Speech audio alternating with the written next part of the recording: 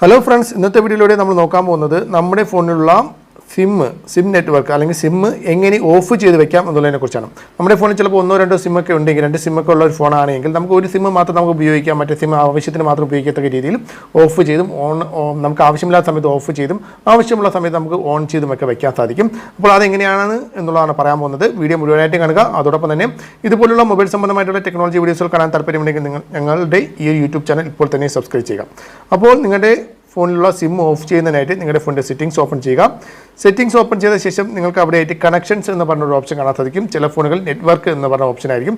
Just നിങ്ങൾ ഏതാണോ അതിൽ ജസ്റ്റ് ഒന്ന് ക്ലിക്ക് ചെയ്യുക. ഇതിൽ കണക്ഷൻസ് എന്ന് പറഞ്ഞ ഓപ്ഷൻ ഉണ്ട്. ജസ്റ്റ് അത് ക്ലിക്ക് ചെയ്യുക. അത് ക്ലിക്ക് ചെയ്ത ശേഷം നിങ്ങൾ താഴോട്ട് പോകുമ്പോഴത്തേക്കും ഇവിടെ മൊബൈൽ നെറ്റ്വർക്ക്സ് എന്ന് പറഞ്ഞൊരു ഓപ്ഷൻ ഉണ്ട്. അതിൻ്റെ തൊട്ട് താഴെയായിട്ട് ചില ഫോണുകൾ മൊബൈൽ നെറ്റ്വർക്കിനകത്തായിരിക്കും സിം കാർഡ് മാനേജർ എന്ന് പറഞ്ഞ ഓപ്ഷൻ. ചില ഫോണുകൾ സെപ്പറേറ്റ് ആയിട്ട് തന്നെ കാണും. ഇതിൽ സെപ്പറേറ്റ് ആയിട്ടുണ്ട് സിം കാർഡ് മാനേജർ എന്ന് പറഞ്ഞ ഓപ്ഷൻ ഉണ്ട്. ജസ്റ്റ് അതിൽ ക്ലിക്ക് ചെയ്യുക. ചില ഫോണുകൾ മൊബൈൽ നെറ്റ്വർക്ക്സ് എന്ന് പറഞ്ഞ ഓപ്ഷനെ ക്ലിക്ക് ചെയ്യുമ്പോഴത്തേക്കും അതിൻ്റെ അകത്തായിരിക്കും സിം മാനേജർ എന്ന് പറഞ്ഞ ഓപ്ഷൻ കാണുക. ജസ്റ്റ് നിങ്ങൾ ഏതാണ്, ഓരോ ഫോണിൻ്റെ മോഡൽ അനുസരിച്ചൊക്കെ വ്യത്യാസപ്പെട്ടിരിക്കും. അപ്പോൾ ഞാനിപ്പോൾ സിം കാർഡ് മാനേജർ എന്ന് പറഞ്ഞ ഓപ്ഷനെ ക്ലിക്ക് ചെയ്യുന്നു.